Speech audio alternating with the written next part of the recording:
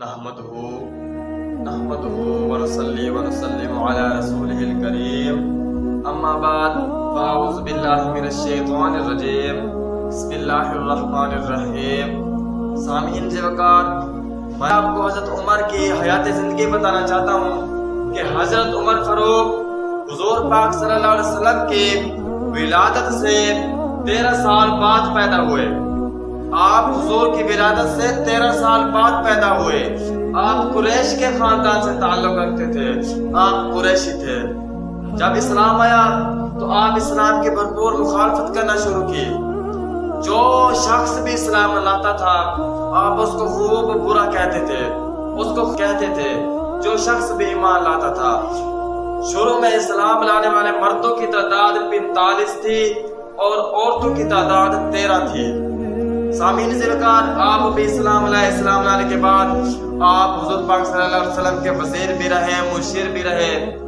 آپ حضور پاک صلی اللہ علیہ وسلم کے وصال کے بعد حضرت عمر فاروق رضی اللہ تعالی عنہ دوسرے خلیفے منتخب ہوئے۔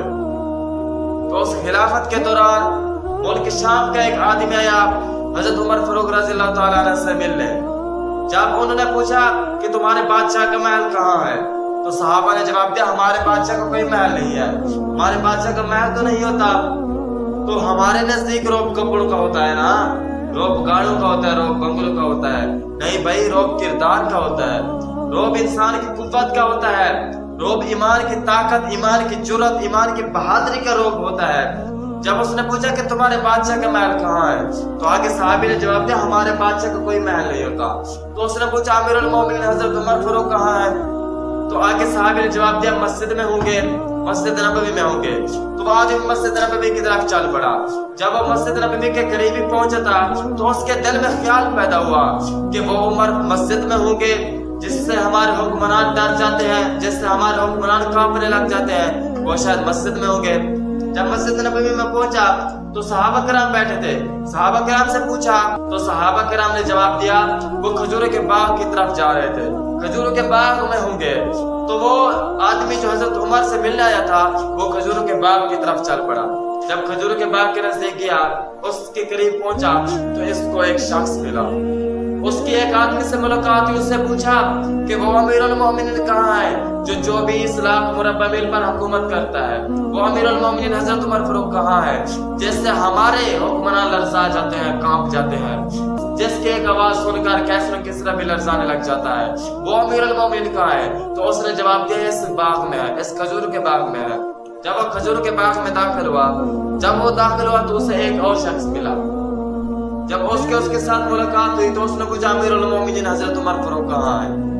تو اس نے اشارہ کر کے بتایا کہ وہ سامنے کھجور کا درخت ہے، اس کھجور کے درخت کے نیچے ایک کنواں ہے، کنویں کے نزدیک آپ تکیہ کی جگہ پر مٹی کا ڈھیلا رکھ کر سوئے ہوئے ہیں، آپ وہاں سوئے ہوئے، آپ وہاں جا کر ان سے مل لیں۔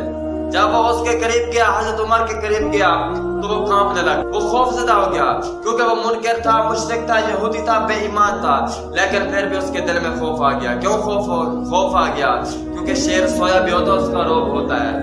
حضرت امیر المومنین سوئے ہوئے تھے پھر بھی ان کا روب تھا، وہ کانپنے لگ گیا اور اس کی زبان سے بے سخت الفاظ نکلے کہ اے عمر مجھے لگتا ہے کہ آپ انصاف کر کے سوئے ہوئے ہیں، آپ انصاف کر کے سوئے ہوئے ہیں، اس وجہ سے آپ کو اس مٹی کے ڈھیلے کے اوپر بھی نیند آ پر مٹی کا ڈھیلا رکھ کر سوئے ہوئے تھے، کھجور کے درخت کے نیچے کنویں کے نزدیک سوئے ہوئے تھے۔